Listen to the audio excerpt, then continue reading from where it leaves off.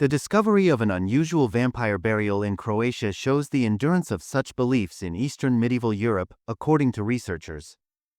We know that in many Slavic countries, belief in evil spirits persisted even after the adoption of Christianity. Natasha Sarkic, an independent archaeologist who researched the find, told Live Science in an email. The belief in vampires has been quite widespread for sure.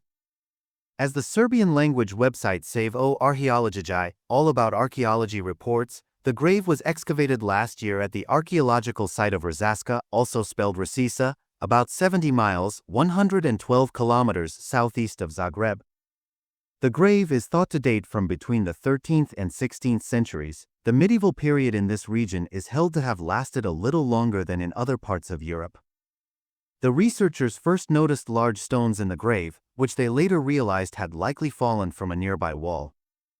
But their analysis revealed another surprise: the skeleton had been decapitated, with the skull placed apart from the other bones. The studies of the skeleton determined that the body had been male, and it seemed it was deliberately twisted after death, so that his torso was facing down while other body parts were facing up. As well, the legs of the body may have been dislocated, Sarkic and her colleagues explained in the book Military Orders and Their Heritage 2024, which contains reports from a recent archaeological conference in Zagreb. Related, treated as something dangerous and vicious, see stunning reconstruction of vampire buried with a blade over her neck. The unusual burial could indicate that the individual had been considered a deviant social person when they were alive, and was therefore suspected of having the ability to rise again after death, the researchers wrote.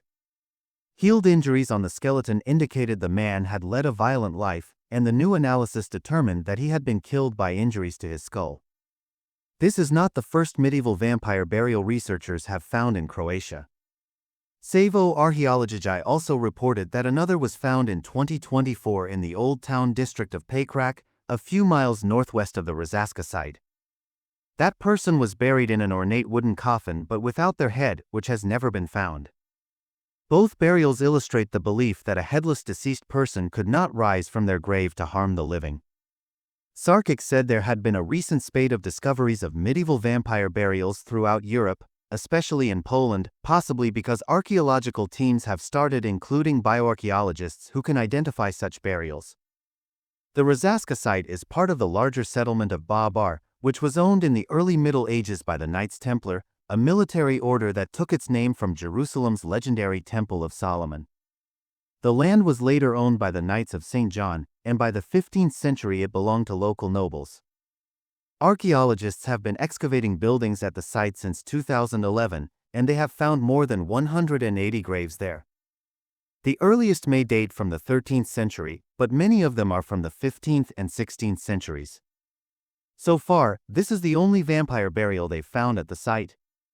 Sarkic said people buried as vampires may have displayed sinful or violent behavior during their lives. But even a peaceful individual can become a potential threat if the burial rituals are not properly conducted, she said. Medieval Croatian vampires, however, did not match the Hollywood idea of Dracula.